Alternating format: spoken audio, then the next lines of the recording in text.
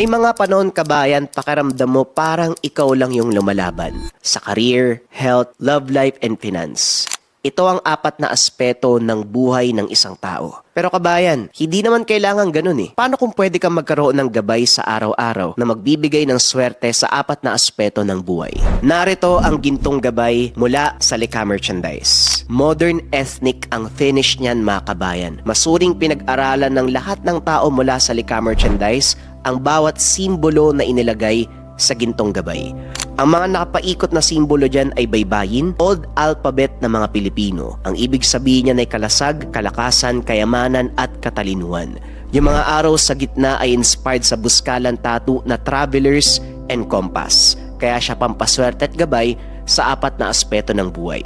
Alam naman natin na ang kulay ginto kabayan ay nag-a-attract ng mataas na uri ng swerte sa araw-araw, mataas na uri ng swerte sa lahat ng aspeto ng buhay. Ganyan kahalaga ang bawat simbolo ng gintong gabay. Ito ay hindi simpleng palamuti lang na sinusot sa araw-araw mga kabayan. Ito ay paniniwala na nakakadagdag, nakakatulong sa araw-araw nating gawi. Ito ay mataas na uri ng sandata laban sa hamon sa araw-araw na buhay. Kung interesado ka magkaroon ng gabay kabayan, pwede mong bisitahin ang Yellow Basket dito sa baba or visit mo lang ang shop ng Lika Merchandise. Mag-ingat sa mga scammers.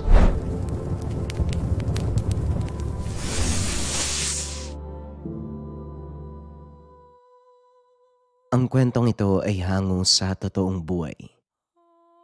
Mula ito sa isa nating kabayan na itago na lamang natin sa pangalang Jepoy. Walang eksaktong taon, probinsya ng Samar. Nang mga panong ito, 10 taong gulang si Jepoy. Palaging napapagalitan ng ama dahil sa kakulitan. Nakatira ang pamilya nila sa paanan ng kabundukan. Dito din sila kumukuha ng ikabubuhay. Pangangahoy ang pangunahing pinagkakakitaan ng ama ni Jepoy na si Mang Hernan. At bilang nag-iisang anak, sa murang edad ay naging katuwang na ito ng ama. Malawak ang kagubatan na pinagkukunan nila ng kahoy, ngunit may isang bahagi na ipinagbabawal na pasukin. Ito ay ang arko ng bato sa gitna ng gubat. Ayon sa mga nakakatanda, ito ay lumang pamayanan ng mga Kastila na iniwan matapos silang matalo ng mga Amerikano. Sinasabing dito dinadala ang mga nauhuli nilang revolusyonaryo upang parusahan. Dito rin sinisintensyahan ang mga may kasalanan. Sa madaling sabi, maraming buhay ang nawala sa lugar na iyon. At ang usap-usapan sa baryo, may mga ingay silang naririnig sa lugar tuwing kabilugan ng buwan. Maliban dito, isang matandang naka-uniforme ng sinaunang Kastilang sundalo ang namamataan nila. Nakatayo sa gilid ng arko na parabang binabantayan nito. May mga usap-usapan din sa baryo na ang sino mang maabutan ng bantay, hindi na nakakalabas ng buhay. Natatagpuan sila. Wala nang hininga sa labas ng arko. Dahil sa kakulitan, sinubukang pumasok ni Jepoy sa arkong bato. Ngunit nahuli ito ng ama. Ilang beses ko bang sasabihin sa inyo, Jepoy, wag na wag kayong papasok sa kagubatan, lalo na doon sa may arkong bato. Hindi ka talaga marunong makinig. Wika ni Herman. Kasi naman tay, mas marami pong tuyong sanga doon eh. Wala pong nangangahoy kaya kumuha ako ng ilang sanga. Tugon ni Jepoy. May dahilan kung bakit hindi kinukuha ng mga mangangahoy ang tuyong sanga sa bahaging iyon. Dahilan? Bakit tay? May nagmamay-ari ba ng bahagi ng gubat na yon? Meron. Kaya wag ka nang papasok uli sa lugar na yon dahil hindi mo gugustuhin maabutan ng tagapagbantay ng arkong bato. Nagtataka lang po ako tay. Ano po ba talaga yung nangyari sa lugar na yon? At saka bakit may arkong bato doon? Hindi rin ako sigurado. Pero ang sabi ng lolo mo noong nabubuhay pa siya, dati daw pamayanan ng mga Kastila ang lugar. Nung matalo sila ng mga Amerikano, nagsipag-alisan sila. Iniwan ang halos lahat ng ari-arian sa lugar. Yung tagapagbantay, sino po yun? At saka bakit siya kinakatakutan? Ayon sa mga narinig ko, ang tagapagbantay sa lugar, isang kaluluwa na dating Gwardiya Sibil. Naatasan ng Gobernador General na maiwan. Nang mga panahong papataka sila, dahil sa katapatan, hindi nito iniwan ng pwesto. Hanggang sa doon na siya namatay sa mismong arkong bato. Patay na pala yung bantay na sinasabi mo eh. Bakit pa kami matatakot? Sinasabing ang mga taong naaabutan ng bantay sa lugar, hindi na muling nakakalabas sa arkong bato habang buhay nang nakukulong ang kanilang kaluluwa, gaya ng nangyari sa anak ni Mang Dado. Hindi po ba natagpuan patay yung anak nila malapit sa ilog? Ano pong kinalaman nun sa arko? Ang sabi ng mga kasama niya nung araw na bago siya mamatay, may kalokohan daw silang ginawa sa arkong bato. Wala naman daw ibang tao pero biglang lumakas yung hangin. Nakaramdam sila ng matinding lamig. Nagmadali sa pag-uwi ang grupo.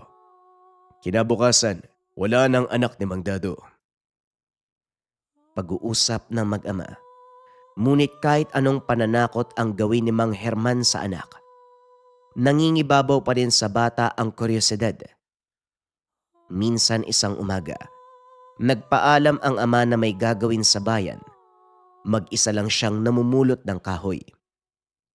Sa isip niya, pagkakataon na ito upang lubusang makapasok sa kagubatan sa loob ng arkong bato. Jepoy, mag-isa ka mamumulot ng mga tuyong kahoy ngayon. Mag-iingat ka. Tipunin mo ang lahat ng makukuha sa pinaglalagyan natin at ako na mag-aakot pababa. Opo tay, wag po kayo mag-alala.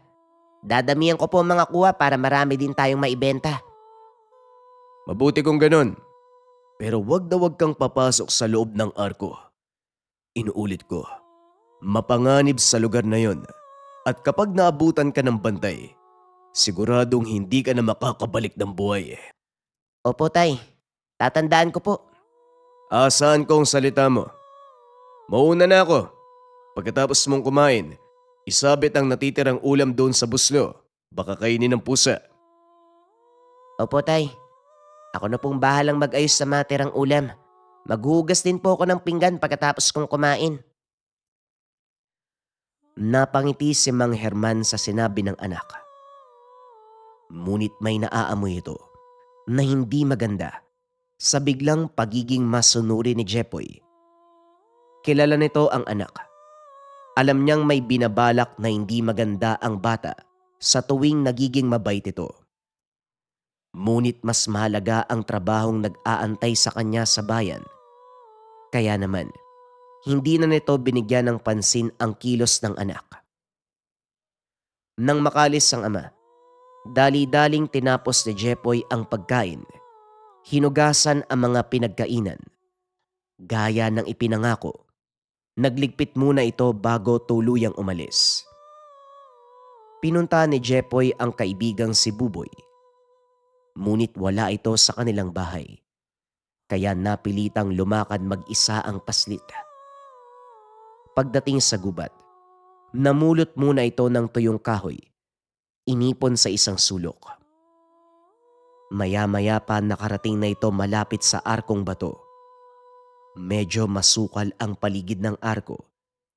Ngunit nakapagtataka ang magkabilang poste. Walang tumutubo kahit maliit na damo. Total, ako lang naman mag-isa dito ngayon. Bakit kaya hindi ko subukan pumasok sa loob ng arkong bato? Sisilip lang naman eh. Wika ni Jepoy sa sarili. Marahan nitong hinawi ang mga sanga ng maliliit na halamang nakaharang sa daan. Hanggang sa nakarating sa tapat ng arkong bato. Tumayo ang binata. Pinagmasdan nito. Paisa-isa ang hakbang hanggang sa makalapit siya sa isa sa mga poste. Namangha ang binata dahil ni isang baging walang kumapit sa arko na para bang nililinis ito ng kung sino. Hindi na malaya ni Jepoy na nakapasok na pala siya sa arko. Nagulat ito nang may matandang nagsalita. Mukhang naliligaw ka yata, bata. Sinong kasama mo? Nilingon ito ni Jepoy. Nakitang nakasuot ng lumang uniforme ng sundalo ang matanda. May dalang lumang baril. Biglang nanlamig si Jepoy dahil naalala nito ang kwento ng ama.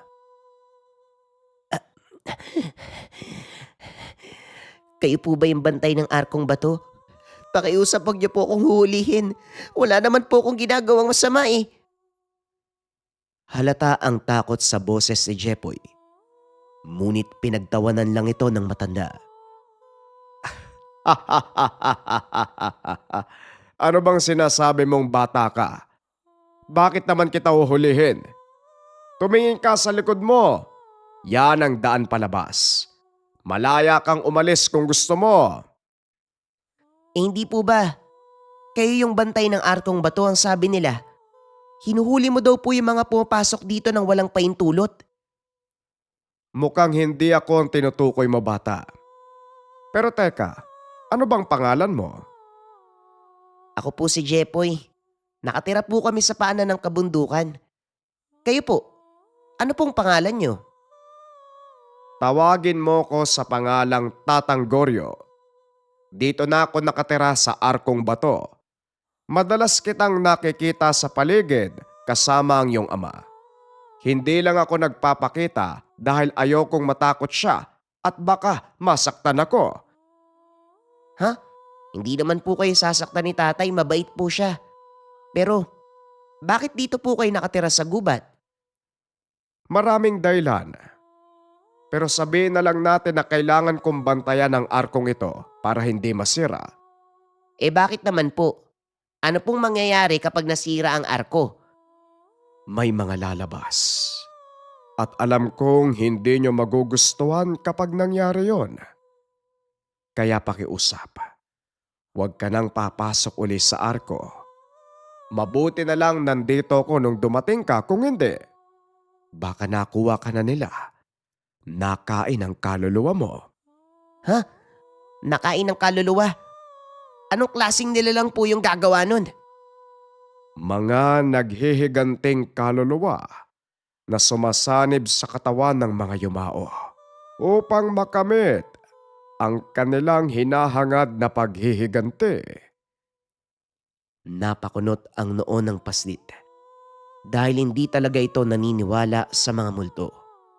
Uwe, merong ganun dito sa loob ng arkong bato. Si tatang naman niloloko ko eh. Hindi ako nagbibiro, iho. Marami ng buhay ng mga dayo ang nawala nang tangkain nilang pumasok sa loob ng arko. Pero ano po bang pakay nila? Naghahanap sila ng mga antigong bagay at kayamanan. Maraming ganun sa loob pero hindi nila ito maaaring dalhin palabas dahil pagmamay-ari ito ng mga elementong nakatira doon. May kayamanan sa loob ng arkong bato. Sigurado kayo tatang, pero bakit naman hindi pwedeng ilabas? Masyado kang matanong, mabuti pa umuwi ka na nga. Malapit nang dumilim mo. Sa ibang araw na lang tayo mag-usap. Sige na, umalis ka na. Bago ka pa maabutan ng takip silim, mas malakas sila paggabi. Masyadong nalibang si Jepoy sa pakikipag-usap. Hindi nito namalayang papalubog na pala ang araw. Ay naku! Hindi ko napansin, siguradong nasa bahay na si tatay. Mamaya lang, aakyat na yun ng bundok ah. Hakutin niya yung mga kahoy na inipon ko. Sige na, baka pagalitan ka pa ng iyong ama. Dali-daling tumakbo si Jepoy. Pagkarating sa pinagtumpukan ng kahoy, nakita nitong nagsisimula ng magakot ang ama. Kanina pa po kayo, tay. Pasensya na po ah. Dadagdagan ko pa sanang mga yan kaso malapit na palang dumilim. Halos kakarating ko lang, bilisan mo na. Tulungan mo ako maibaba itong mga dala mong kahoy. Malapit na magtakip silim. Delikado kapag inabutan tayo ng dilim sa bahaging ito ng gubat. Hindi na nagsalita pa si Jepoy dahil ayaw niyang malaman ng ama na nagpunta siya sa arkong bato. Pagdating sa tahanan, saktong bumuhos ang malakas na ulan. Naku, buti na lang. Nakauwi ka agad tayo. Kung hindi, baka nahirapan tayo sa pagbaba. Yun nga tay, buti na lang hindi nabasa yung mga kahoy na dala natin. Makakapagbenta tayo bukas. Tama ka. O siya, maglinis ka na ng katawan mo. Nang makapagapunan na tayo. Nakapagluto na yata ang nanay mo. Bumili ko kanina ng isang malaking lata ng sardinas eh. Hindi ba yun ang paborito mo? Talaga tay? Opo. Sige po Maglilinis po muna ako ng katawan. Habang nasa pagkainan, napansin ni Jepoy na tila iba ang kilos ng ama. Madalas itong nakatitig sa kawalan habang hinunguya ang pagkain. Pagkatapos kumain, nagpa siya si Jepoy na ligpitin ang pinagkainan. Samantalang si Mang Hernan, pati na rin ang kanyang asawa, nag-usap sa sala. Hindi sinasadyang narinig ng paslit ang pag-uusap. Mukhang wala na akong pagpipilian, Dahlia. Kayo ni Jepoy ang malalagay sa alanganin kung hindi ko to gagawin. Bakit? Hindi ka na ba maaaring umatras sa pinasukan mong trabaho? Pasensya na, Dahlia. Pero ito lang ang tangi kong naisip para magkapera tayo. Mabayaran ang lahat ng utang. Delikadong gusto mong gawin, Herman. Alam mo kung anong kapamakan na nag-aantay sa kabila ng arkong bato. Kailangan ko pa ring subukan, Dahlia. Sayang din ang kikitain ko. At isa pa, wala naman ako ibang gagawin kundi samahan ng mga dayo sa loob. Wala din namang silbi kapag pinigilan kita Itutuloy mo pa rin yung balak mo Basta mag-iingat ka.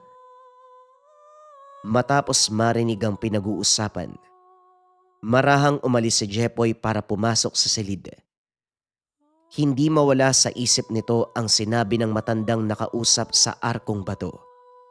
Dahilan para hindi makatulog, lalo pat narinig ang binabalak ng ama. Kinabukasan, maagang nagising ang paslit. Binabantayan ang bawat kilos ni Mang Herman, bagay na napansin ng matanda. Oh, kanina mo pa ako sinusundan, Jepoy Anong meron? Wala naman po tay. May pupuntahan po kayo ngayon? Hindi ako aalis ng bahay, Jepoy. Bakit? Wala naman po tay. Napatanong lang po.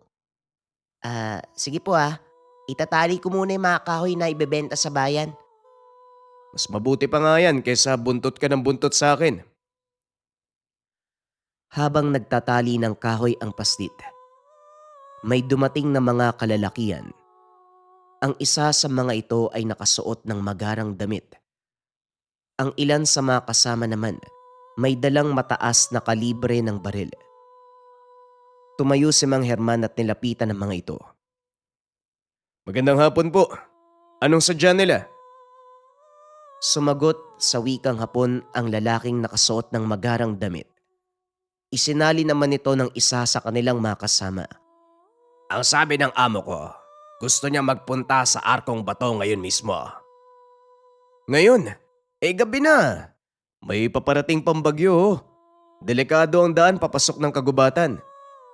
Babayaran ka namin para samahan mo kami sa arkong bato. Ngayon gusto ng amo kong lumakad. Wika ng lalaki habang itinututok ang barel sa ulo ni Mang Herman. Simon, maghulos dili ka. Baka makalabit mo yan. Saka, nakikita kayo ng anak ko. Natatakot yung bata. Kung ganon, sumunod ka na lang sa gusto mangyari ng amo ko para walang mapahamak sa atin. Tinignan ni Mang Herman si Jepoy. Isinalang-alang nito ang kaligtasan ng pamilya, kaya pumayag ang matanda na samahan sila papunta sa arkong bato. Saktong pag-alis ng pangkat, Dali-daling tumakbo papunta sa lugar si Jepoy.